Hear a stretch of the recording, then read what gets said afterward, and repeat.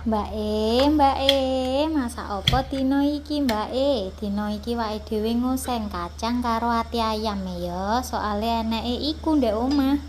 Sing pertama apa sing dibutuhne? Brambang, terus bawang putih karo lombok iku tok ya. Wis to, lek masak musuh aku iku sing penak, sing simpel, penting enek rasane, kenek dimaem gawe sego anget, Masya Allah. Ngono tok wis ora usah kokean komen, Mbak masakmu penak-penak. Ora usah, wis ora usah ya. Iku step-stepe ngono iku dikapakne, Mbak. Gongsreng gongsreng gongsreng gongsreng terus, pokok digongsreng-gongsreng terus sampai piye? Sampai kirane wangi, pokok sampai sama niku gebres-gebres, sampai sama niku watuk-watuknya, pokok dadak nunggu gebres karo watuk. Marai lek wis watuk iku artine bumbune wis meresap kepada aroma-aroma yang diinginkan. Piye ya maksudnya? Pokok ngono ya, Cah ya. Terus lek wis wangi, lebokno kacange. Loh, nyapa to, Mbak, kok kacange dhisik ya? Lek atine dhisik ya nyunyutno atiku, kira-kira ya ngono kuwi lho. Nah, iku kacang, terus bumbune apa ae, Mbak? Bumbune iku apa? Saus tiram. Mari saus tiram apa? Uyah, gula, mrica, ngono tok wis karo penyedap. Lek pengen micin ya kaya ana micin ya ora apa-apa. Aku ki ora masalah enek micin ra enek micin, penting masak dadi penting asin ngono tok ya.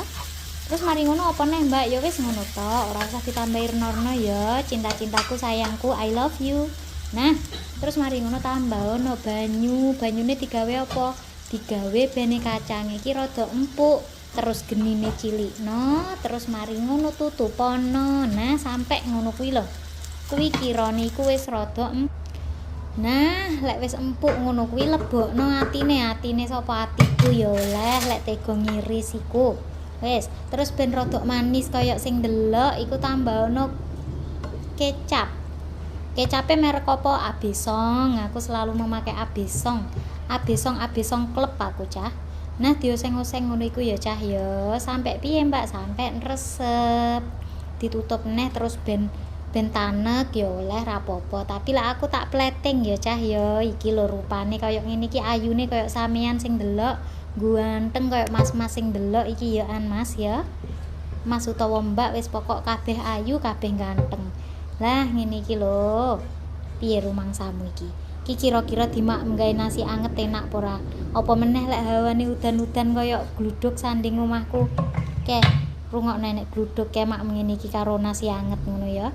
Ya wis ngene iki tok lho, Cah resepe. Muga-muga berguna gawe sampean-sampean ya. Matur nuwun wis ngrungokne. Bye bye.